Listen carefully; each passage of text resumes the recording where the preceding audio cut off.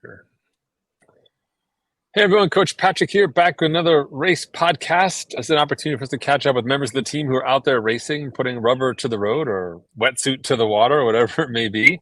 Today we're joined by Mr. Gregory Palmer. Greg, how you doing? I'm great. How are you, Coach Patrick?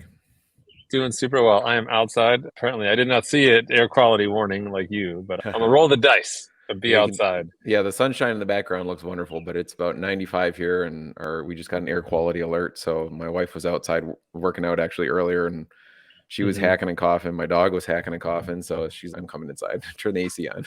Yeah, that's right. Yeah, so fortunate, like we get to do that stuff, but also like Canada. Come on, what's going on up there? Okay, so it's funny. I actually had a group chat with a few of my friends, and there was like the New York Post last week was like, blame Canada. Yes. The Canuck fires. I'm like, let's throw every epithet out the window. And I'm like, this is offensive to me. I'm Canadian. Oh, come on. Like we do so much wrong. Like it's as America, like our influence globally, etc. Like, this is not a political conversation, but we're all over the map and the impacts of what we do. We don't really think about it like any individual. Yeah. No, it's just going to do this. I didn't think about the repercussions, but as soon as repercussions happen to me, I am hyper aware. Exactly. Like, wait, who's taking my workout away? It's interesting. I want to actually have a conversation. I have an uncle who worked for Ducks Unlimited, and then he worked for the forestry department in Canada for 30 years. And he was actually in charge of all the fire crews back in the day, nationally. Yeah. So I'm actually interested to have a conversation with him about what he thinks is going on and stuff like that. So yeah, that will be coming up hopefully soon. Oh, good. Well, I expect a report back, even though it has nothing to do with endurance sports.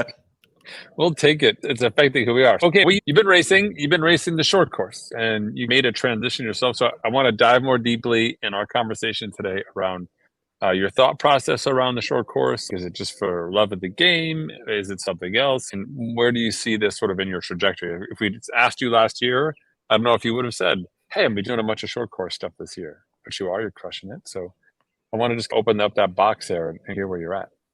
Yeah, like my original journey into triathlon happened in my late 20s. I swam in college, obviously. And then after college, I started lifting and powerlifting and a lot of weight. I was 261 at one point. Yeah, my wife actually knew me when I was that big. And so like I don't know if I would be healthy per se, but very large, pulling a lot of weight, did really well. Then came to a realization, like even at the weight that I was at, I probably wasn't that healthy. And plus all the guys around me that were pulling way more weight and probably 20 to 25 pounds more than I was, were definitely enhanced. And that was not a road that I wanted to go down, wasn't willing to enter into. So actually I started running and doing dry land with the swim team that I was coaching at the time, and ran like every day with them. And then a guy that I knew was a triathlon coach in the area, and he's like, you should come do a triathlon with us. Like, okay, I did a couple of those in college. Cool. And I was in my late 20s, and I'm like, all right, I'll try this. And I did a couple of races. I liked it a lot. And I was on my weight loss journey. And after about 2 years, I lost about 100 pounds. And I was hooked. I did sprint triathlons like every other weekend, starting middle of May through September. And I did that for about 4 or 5 years. And then I was like, I want to do a half. And so I did a half off of just Olympic training one year, and I did really well. And I liked that. I liked the challenge of it. And so like I would do races. And then there were some years in there, and you and I have talked about this in the past. Like there were some years where like I just wasn't as consistent. And I think you and I talked about that at the beginning of my evolution here. And I would do a couple years really hard and then take a year and not do a whole lot of anything. Like I would work out, but wasn't serious. And so my trajectory went back to long course after quite a while, and I stayed there for a long time. And my first half Ironman, and I thought, I'm going to just do that double, and I'm going to go double that plus 20 minutes, and that's going to be my Ironman time. And sold, right? Yeah, that's how it's going to work. And so I went to Louisville, and it was 95 degrees that day, and I went 12:45 and thought I was the worst human being on the planet, and this can't be. I should be 11 hours. And so okay, how do I reset? And reset myself for a couple of years, and went back and took an easier year, and then really worked at it again, and then had some really good success with the halves, and then finally went under 5 hours and a half, right? I was like, okay, I'm ready. So did another Ironman, dropped a ton of time. I went from like 12:45 to my second one where I went like 11:20. And I was like, okay, yeah, now I can, I know I don't quite have the run yet, but I know I can get there. And then last year, my process going into Florida was like a 2-year process because I deferred the 1 year because of COVID and stuff like that. And last year I put in an excellent block. And I think I just going in, like, I definitely felt like I had the ability to go under 11 hours and be in that 10 range. The bike was there. The swim has always been there. The run was getting there. And I think it was just a bit of, I need to learn how to manage the nutrition better, even more so than I do. I think I'm like pounding what I need to do, but I think I need to go beyond where I'm at with the nutrition in the long course. I need to figure that out. That is still not something that's completely off the table for me. But two things came out of that is I was like, okay, I didn't qualify again because I've qualified for worlds for short course, for sprint, for Olympic beyond, but never in long course. It's always been this kind of ideal. I want to qualify and go, right? That's really what it's always been this dream. Like my journey into triathlon was when I was in college. I had a college coach who was in Ironman too, and he actually just lives across the street from me now. And he had us into a little bit of triathlon and during swimming in college. And I remember seeing the cover of Triathlete magazine and the Canadian guy who won it a couple times from BC. And I remember looking at that cover, right? Being a Canadian kid, like seeing the cover of him, like winning the Ironman championship. That was like my first like realization of what Ironman was. Yeah. And it's like, you hear about it from pro athletes who like, you're like, oh, I want to do that. That's it. That 1 day race, right? That is where it's at. Yeah. And so it's always been this kind of quest, right? And I did Florida. And then this year, as I saw in the group chat, I got one of those roll down slots to Nice. And I was like, I really want to go financially. I don't know if I can do that. But then something else happened like along the way. Like obviously I have a family, right? My wife and I are both very active. My wife doesn't race, but she's super active. She runs every other day. She lifts, she does yoga. She's like super active. She's a really good track and cross country and basketball player in high school. And my son is very active. He plays a lot of sports. He swims as his main sport, but he plays basketball, plays soccer. And he's always been into biking, right? Like he loves his bicycle. And so a couple of years ago, we had him do a couple kid triathlons before COVID, and he loved it. Like even as a 5-year-old, right? He was like, this is fun. I was like, that's cool. We did like one a year and it was kind of cool. But then this year he kept telling me, I really want to do more races. I'd really like to race. And I'm like, all right. So I put on as I turned down my slot from Nice, I thought, okay, let's go all in here, right? Let's go back to short course. And because in the end, to make it successful for my family, I got to be able to travel as least as possible, but also get my son to a race where I'm doing a race and he can do a race and it's all on the same day. And to build some interest for him, not just him watching me race and then him going, okay, that's cool, but like him being able to experience it. I've purposefully been looking for races locally and maybe like even in Ontario and stuff like that since we're here in Michigan, and just looking for races where there's an adult race and a kids race paired with it in the same day and finding those and shooting towards those, right? And helping him build a love for it. And then, and at the same time, converting myself back to a short course athlete, which has had its challenges. Okay. Thank you so much for the introduction. And I think a couple things stand out to me. One is finding that alignment between the stuff that you're doing and the stuff that you want to do well, and finding that congruence, and not just athletically, but you talk about the work that you do as a coach, right? Who you are as a spouse, like who you are as a dad.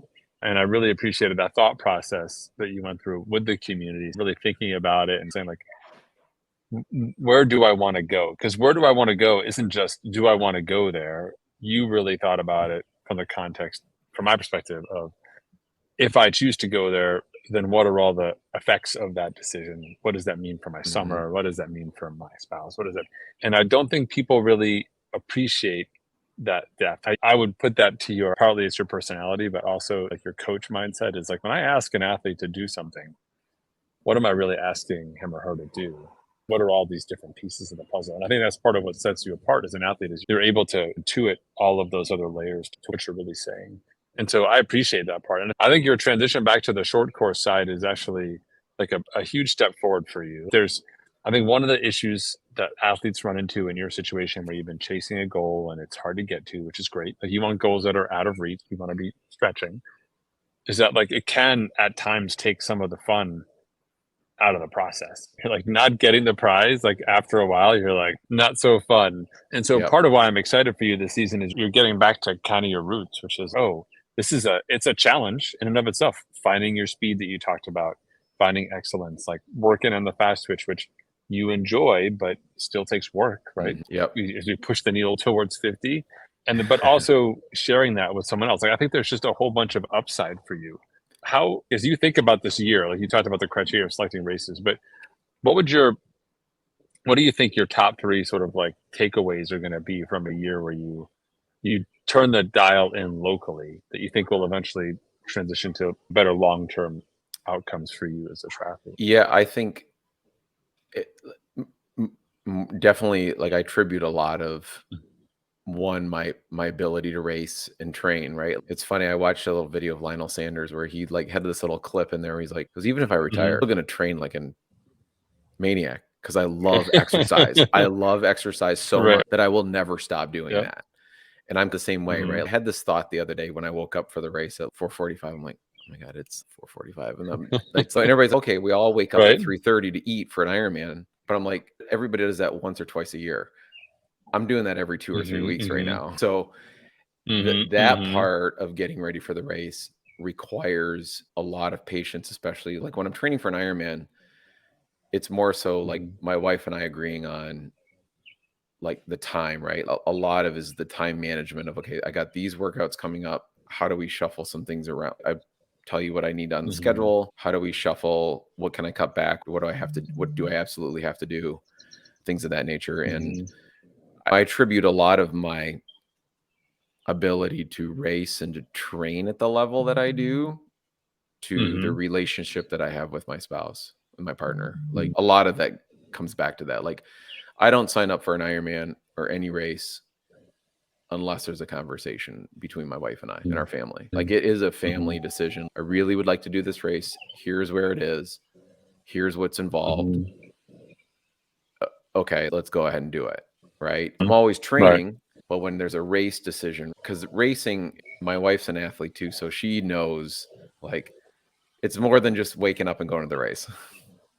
There's the prep the day before, get the bikes ready. And now I'm not just getting myself ready. I'm also getting my son ready. So I'm prepping 2 bikes.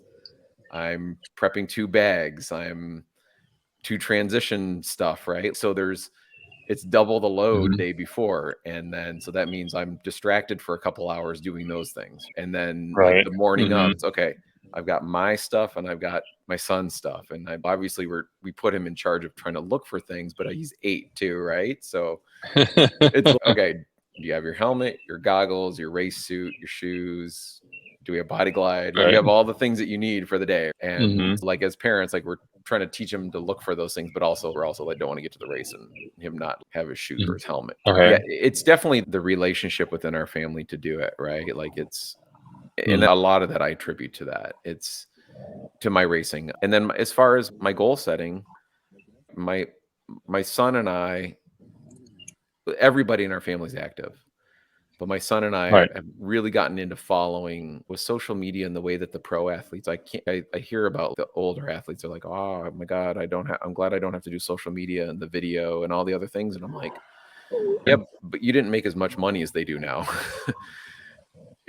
and they're like, look, the prize money's kind of the same. I'm like, yeah, but the sponsorship money is not the same.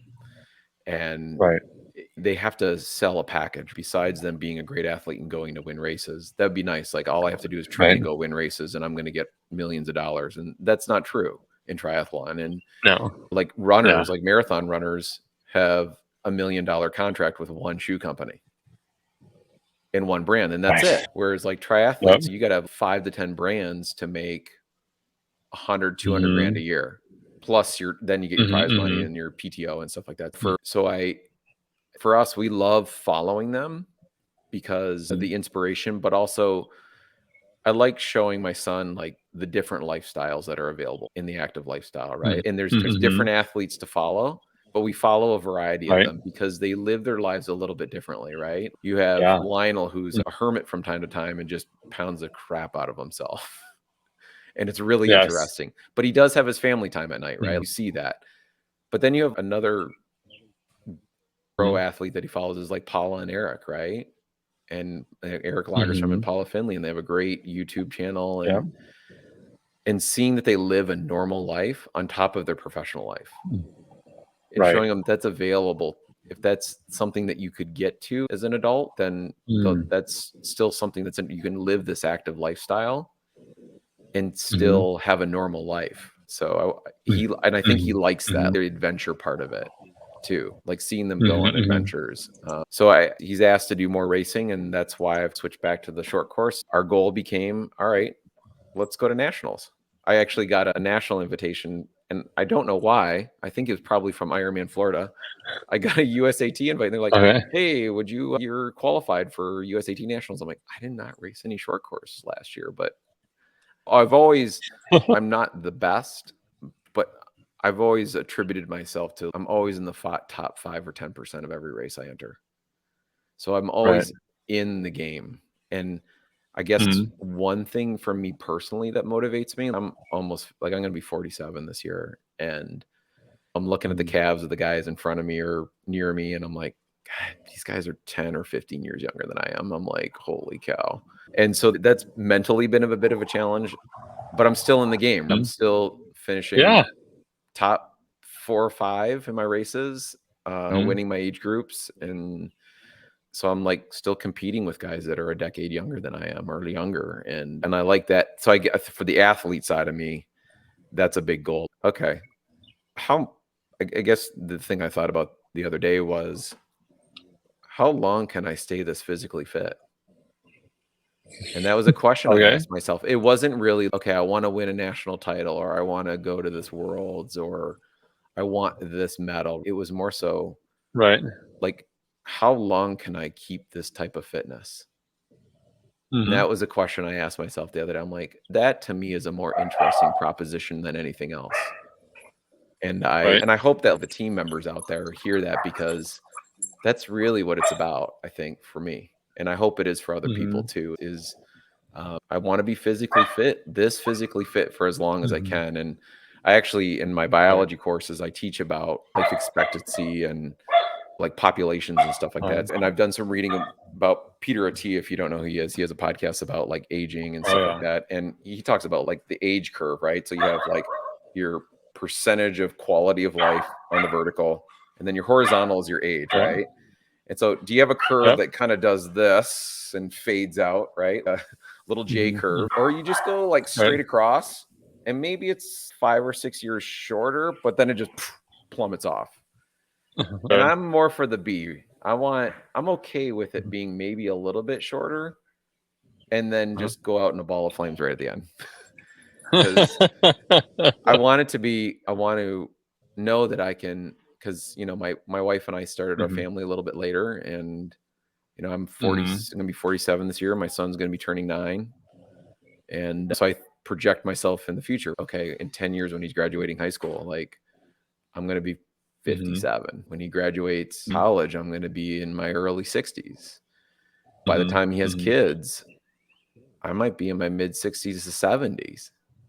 And so I think about, I still want to be physically fit then. Like, I may not be racing at the level that I am now, but I want to know that I can go out on a bike ride, go out on a run with them, go swim in the lake with them, and do those things when I'm that age. And that's been a big motivator for me, is, can I stay physically fit, and can I do it healthy and pay attention to my body? But there's definitely been some major adjustments to the way that I trained when I was 29, 30, and now training at almost 47.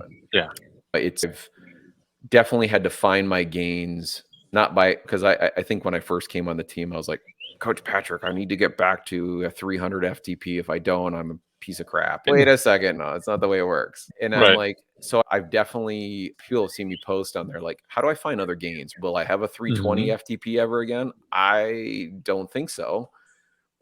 But with a 260 to 280 FTP, can I be faster?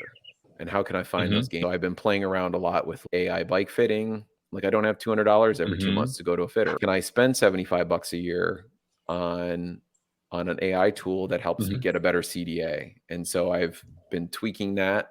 Unfortunately, that's led to, I keep adjusting the bike position. So I got a little tendonitis when I run. So I actually, and since I'm putting in more intensity, so the one thing I do, and the one thing that you and I have talked about is, okay, what's the weekly split? What should it look like? And I think the past year, you and I have talked a few times about rest. Like, you got to rest when you need to rest and take the rest days seriously. Like my Monday is a serious rest day. Like, if I do anything, it's a light gym and a swim. Yeah. Very easy. Even if it's floating 10 to 2100s. Tuesday through Thursday, like all endurance nation athletes, that's where the nasty work gets done. Oh, yeah. Yeah. Tuesday, Thursday bikes are right now. Once in a while I get to do threshold, but pretty much I'm doing VO2 max like every session. And I have found that I can I'm carrying a higher normalized power on my bike in the Olympic and the sprint distance now than when I was 30. Wow. So I'm like, my normalized, my FTP right now is predicted at around 260, 270. I'm holding 220 normalized power. So I'm holding good numbers. I'm faster than I was 15 years ago. And a lot of that I've attributed to better bike position, more aerodynamic, things of that nature. Like, I'm biking in the mid 23s. The longer the race, better. And the running is where I've definitely noticed the changes as I've gotten older. Doing some hard intervals on Wednesday. I definitely need to go back to an Endurance Nation idea, which is the durability piece. I need to run off the bike Tuesday, Thursdays. And I have not been running off the bike on Tuesdays, and I probably need to go back to doing that. Like, just even if it's for a couple of kilometers, just get the legs moving off the bike, just even easy. Do the hard run session on Wednesday, do a longer, maybe a little bit of tempo work on Thursday on the run, take Friday off of running, and then do a little run off the long bike on Saturday. And I'm still doing long bikes on Saturday. That's still a major part, because a lot of the reading and looking at like your plans and some of the other stuff, like, I'm a coach. And so I think the way our relationship has evolved has been, I need you as a consultant. I'm a coach too. Like, I coach at a very high level in swimming, and I understand like physiology. So like, hey, I'm not doing this. And you're like, okay, tweak this part of it, right? Like, you need more of this, try that. And there's a long bike on Saturday, a run off the bike, usually around 45 minutes or so, and then a long run on Sunday. And then when I have no races on the schedule for a couple of weeks, I'll throw about a 75-minute bike before the long run. So I'm still doing like volume enough on the weekends. And you and I talked about this back in the winter, is, okay, if you want to do a half at some point with Olympic and sprint training, you still got to make sure the weekends, there's weekend volume, right? Got to have a long bike, got to have a long run, and there's got to be the opposite with it. So there's still a lot of volume on the weekends involved there. And so that has been a major change. The change really has come in that 3-day block in the middle of the week, the intensity. Again, Tuesday is a VO2 max. Like today was 11 by 2 minutes with 3-minute rest. 120% for 120% for a minute, 110% for a minute, and then 3 minutes easy in between, and then broken up into a block of 4, 3, and then 4 again. And then Thursday will be some VO2 max with threshold, and maybe a little, but I'm still doing the ABP ride on Saturday, right? That's like a money for me. Zone 2 and 2 or 3 blocks of zone 3, push some tempo in there, either on gravel or whatever, and just go out and just have a good time, but also push some tempo out on the gravel. And so I have a couple buddies that I'll go out and do that with. And then, though the other thing that I've also realized is I probably need to find some softer surfaces for some of the running that I do. I have a little bit of tendonitis in my left leg. It's gotten better over the last week. It's about 50% better than it was last week. But I actually just went to PT today. My PT guy goes, I'm not going to stop you from running. He goes, but you're 2 days out and you feel, from your race and you feel a whole lot better than you did during the race. And I'm like, yeah. He goes, can you give me 5 days? And I'm like, yeah, I'll give you 5 days. And a lot of that just is that, Okay. again, that long distance athlete, like, oh my God, I'm not going to run for 5 days. Like, what? So, and he's, Right. you just got to let it calm down. He goes, because you obviously raced really well and you raced really fast the last month. He goes, but you got to let the legs calm down. He got some tendonitis, let it calm down. And he's, I'm not going to stop you running. I'm going to put you in the Ultra G starting on Friday. And you're going to run. And I want to watch you run. We're going to take some biomechanics stuff. And so I have a really good PT guy that wants to, like, he's okay, when we're done getting the leg calm down, we're going to look at your run form. Then he goes, I actually have a guy who's an Ironman guy. Do you have your bike fit videos? I said, yes. He goes, you're going to bring those and we're going to look at that too. And maybe he goes, you know, maybe you need a shim in the one shoe, maybe a different arch support just to give a little bit better pressure there. Those have been some of the challenges as far as the training and the body is concerned. But the mental side has been, it's been a lot of fun. The racing with I think my son. I sense that too. Yeah, it's fun. Like, I can't explain it. It is a joy to watch him race. And all parents are like, they think their kids are way better than they are. But I'm also a coach, right? I watch him race. Like, he ran 2.5K in his race this weekend and he ran it in 9 minutes. So I'm like, he's 8 years old. He's 4'5" and he can run 6-minute miles. I'm like, okay, I'm not going to say there's something special there, but it's pretty good. It's not special. It's not special. So, but at the same time, like, we don't train him. We let him have fun. He rides his bike to the swim club, goes to swim practice. He plays tennis, plays soccer, has fun out in the yard at his buddy's house right now, playing, doing whatever the hell, I don't know. But the key takeaway that I've, for myself, that I'm trying to maybe impose to him is more skill. I have found that as I've gone back to short course, I definitely need to have better skills, like how I feel on the bike, more efficient on the swim, and on the run. I definitely, like, working with my PT guy now, we're going to look at mechanics. Like, you can't just slog through, right? I can slog through at 8:30s in an Ironman. You can't get off the bike and run 10K at 6-minute mile pace and not have good mechanics, because you're gonna screw your body up. For myself, I've noticed that I needed to spend definitely more time on the mechanics and also really think about where my deficits are to minimize them, but also to realize what I can't do anymore compared to what I used to do. Like, I used to be able to sprint out a 500 or a 1500 for the first third of the race, no problem. I did my first sprint race in about 15 years, about 4 weeks ago, and I literally almost had a panic attack in the first 200 meters. And I'm a guy who swam in college. I should not be having a panic. Like, I tried to go out with guys that were swimming like 105 to 110 pace. And I'm like, brutal. I have no business swimming with these guys. Like, I have zero business swimming with you up here.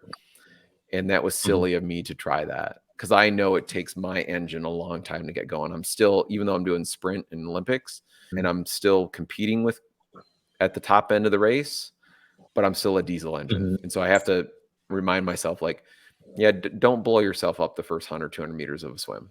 Build into it and then go for it. And I did that this past weekend. That was a quick adjustment that I had to make.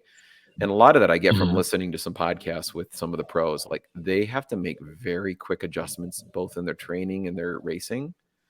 Like, they race so much. They have to be mentally aware of what's going on with themselves. Make that adjustment. Like this, I didn't line up first for the swim this week. I got behind 2 or 3 people and they were like, oh, I think you're faster than I am. I'm like, no, it's okay. I promise I won't touch you. I'm not going to drown you. And I took the time. I built into the swim, and halfway through the swim, I was probably 6th, and I came out of the water. I came out of the water 3rd. So yeah, so like it's learning very quickly what I should and shouldn't do in the race. Biking, the biggest takeaway for me, and I'm not totally, I am a team member with Endurance Nation, right? We are like Ironman and Ultra, like crazy people, right? Like the whole team is like that. Right, And I'm right. awe-inspired, like looking at these people who do these races. And I'm not totally away from long course. I'm going to go back to it. Okay. But one thing that I have realized is, and I think you and I have had many conversations about this over the last 3 years, you can go harder on the bike than you think, and for longer. And doing the Olympic this weekend, I'm like, yeah, I can go way harder in a half bike than I think. And so I'm excited to eventually do a half again, which I haven't been in a while. I did my prep for Ironman Florida in the fall with due diligence. I did every race simulation weekend. I never missed a workout. That 12-week block leading in, like even the 6 months before that, like I was very diligent with my training and didn't have any injuries and felt great. And like that 12 weeks leading in Ironman, I was like, I am not missing a workout. I'm doing this. But again, it wasn't like fun. Now I'm like motivated again. Maybe not quite yet, but definitely okay. Maybe not this year, but definitely next year. Like I'm going to do a couple of half builds and really see what I can do and see what I can do before I'm 50. And that's really been a big motivator for me. But this year is doing nationals with my son, and he's excited. I have high hopes for him, but at the same time, all I want him to do is just go there and have a great experience. I want him to go have fun, put himself at the front of the race with a bunch of boys and girls, and just to enjoy the experience. And the other great thing this year is, I think what made it even more enticing for us as a family decision was we have friends that live near the Milwaukee area. And so we get to see them, but also some of the pros that we follow on social media and on YouTube. The US Open is that same weekend. Oh, nice. So you have USAT Nationals. So that weekend is a huge race weekend for 3 days. So there's some kids races on Friday. There's a splash and dash on Friday for the kids. And then there is, I think, the men or the women for the PTO race on Friday afternoon. Okay. And then there's some swim races as well. And then Saturday in the morning is the Olympic and the sprint distance races for age groupers and for the short course athletes, and a pro race. And then the afternoon is the PTO men. And then Sunday is I think there's sprint races for age groupers. And then in the afternoon, it's the kids triathlons. So it's this like massive multi-sport weekend in Milwaukee. Carnival of lactic acid. I know. It's like, it's going to be fun because it's going to be fun as an athlete, but also as like, we're huge fanboys of some of these people. I'm in just awe of their talent, what they can do, their work ethic. And my son is too. He loves their personalities, like who they are as people, and like looking at them. And it's not that he thinks that he's going to be them. I think he does it because he's just interested in who they are. And he loves to race. It's funny. Like I have these pictures of him racing and this little smirk on the side of his face when he's like out front, right? Looking over at somebody. And that I can't teach him. That's innate for him. He likes knowing, like he won his race a couple weeks ago, kids 10 and under triathlon. It was a 100-meter swim, 5K bike, and then a 1K run. And I mean, he came out of the water second and just blazed into the bike. And literally after the first lap, he was coming around and he looked back and he had 3 or 4 kids with him. And I'm like, oh, wait a second. He's leading this race. And he went by me and he smiled. And I'm like, okay, you're smiling at me. You're smirking at me. So I know you're not in that much pain. And then he came around for the second lap and there was nobody behind him. No one in sight. And seeing the intensity on his face, but like knowing that he had complete control of what he was doing, that brought a lot of joy to me. And it solidified my decision for the year. This was a good decision for us as a family, as an athlete. And I'm using the community to really like just bounce off ideas and help other people in the community with their swim, but also just to show like there is another side. Yeah, we have these big, gnarly, like audacious goals that we all set in Endurance Nation as team members. You're doing Leadville, and then you got some ultras coming up, and there's Ironman coming up the next 2 weekends. But I want to demonstrate to people that it's okay if there's a couple of years in there, or if you got to do something a little bit different, you can still stay fit. You can still exercise a lot, but you can do something fun at the same time. And I'm hoping that I'm getting that across to people. Yeah, no, 100%. I think, first of all, thank you so much for all of that. I think there's so much that we don't have time today, but I do want to just highlight and talk about. So one is just like the gift. As a community, we still win. Whether Greg does this epic race thing or does the thing with his kid, or you're still here, you're still crushing it. We're super grateful for that. I love the space that you're giving your son to explore what it means to be an athlete. And I don't think kids get to that space unless they have great role models, like people like you who are doing your thing, and your wife, and just saying, hey, we love to be active and we love to push ourselves and challenge ourselves and relentlessly work to get better. So that's just fantastic. That's the biggest gift to me of an endurance athlete who's still able to focus on his or her family. I think there's examples of people who are not able to do that, but it's a gift if you're willing to shape it in a way that someone else can take. And you're doing that. And the crazy thing about it is that you also win. Like, people think it's binary. If I don't do this and I do this instead, then I'm missing out, I'm losing. And like you found, there's a whole host of amazing things and rewards and opportunities for you. You have to be willing to go that path. It's a false narrative at the decision point that we say it's win or lose, when it's really, it's a win-win. And for here's you, what I'll say. I'll attribute it to you and Matt during one of the Dude Guy episodes. You and Matt talked about do some local racing. And you guys talked about that in one of the Dude Guy episodes. And it was like, yeah, there are some great races around here that are fun. Let's do those. Yeah. Look around locally. Like, I know the name brand thing is a huge attraction. And yeah, it does provide some security on the race course, obviously, because there's more money involved. Sure. Not completely, because we saw in Hamburg, right? It can happen no matter what race course you're on.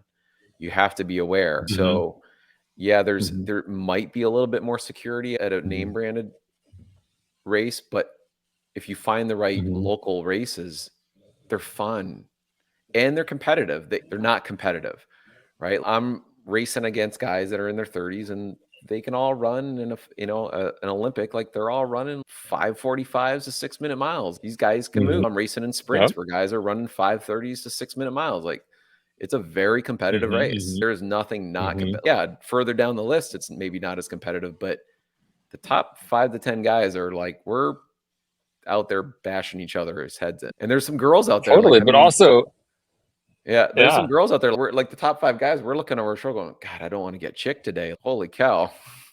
Like, it's especially in short course racing, that can happen. There's some fast women out there that can come up behind you, and you're like, and that's happened to me in races, short course racing. So yeah, taking advantage of that local racing has been, and that's where I was like, okay, yeah, I got to look locally and find those races. Yeah, the investment, again, like that's an investment back into your community.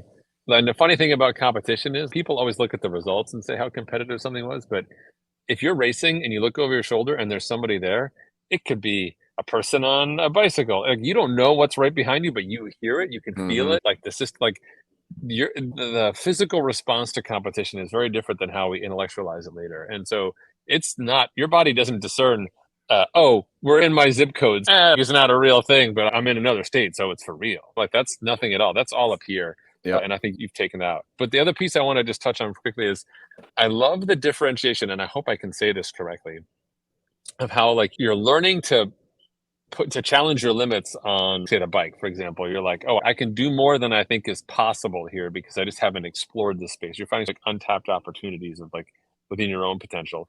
But at the same time, you're learning to respect your body on a weekly basis and give it the rest that it needs. And I think that's another example of how, when we get away from the singular mentality of I always do this and like I do this on repeat, etc., we get outside of our comfort zone and we say, oh, like I am going to do more work, and holy cow, I can do all of this stuff, but I need to rest. We can only do both when we step away from that mentality of it always looks like this is the path that I'm walking and all of that. And so I think another net positive for you long term is that you're going to be in a position where you're going to know so much more of your own. You're going to have so much more of a map as you're building this out, from your bike fit and the experiments you're playing there, but also from your ability to do work, that it's totally going to change how you race the half distance for sure. You're going to see huge dividends.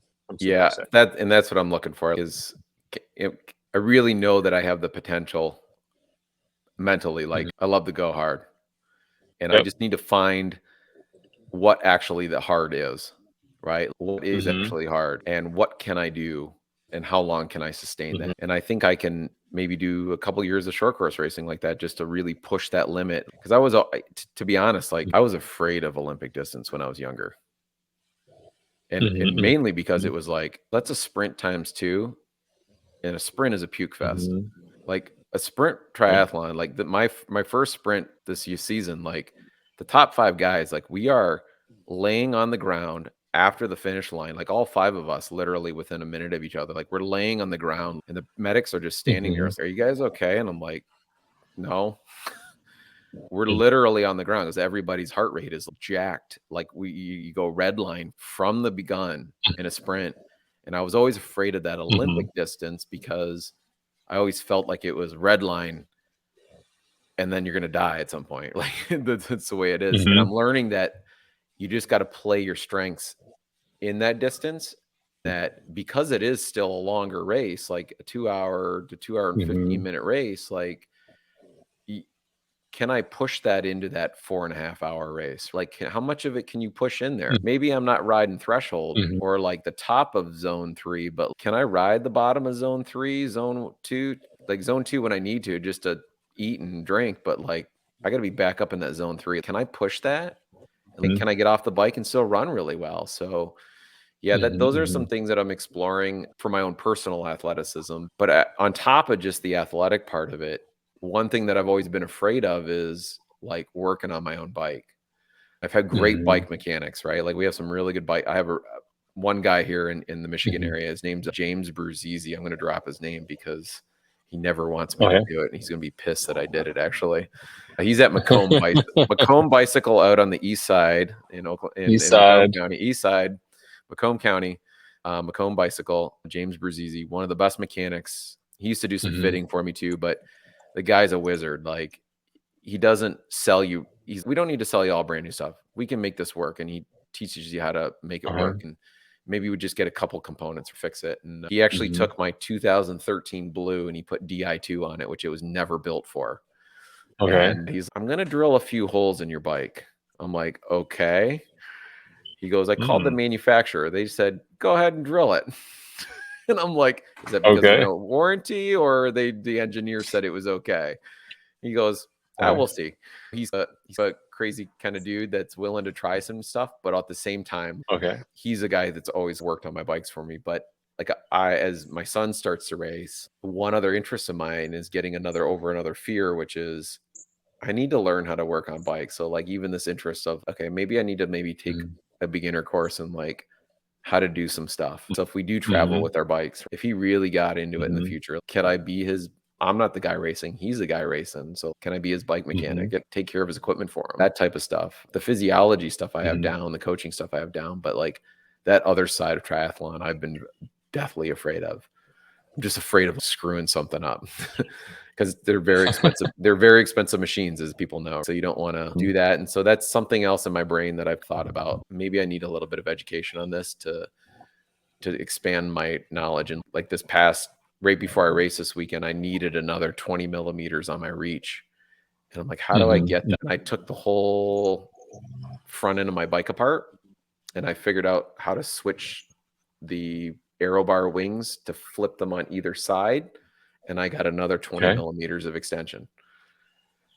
And so I played with it and I took the whole thing apart and I'm like, okay, cups came off, aero bars came out, unplugged the Di2, took the wings off, and I'm like, and I literally just looked at them and I'm like, I flipped them upside down and I'm like, oh, that's 20 millimeters. Got my calipers out and I'm like, okay, good. 20 millimeters. Here we go. And I slapped them back in and I bought myself a torque wrench and make sure I'm not cracking anything and just taking the time to do things like that. Can I help myself quickly enough to do these things instead of having to always go to the mechanic too?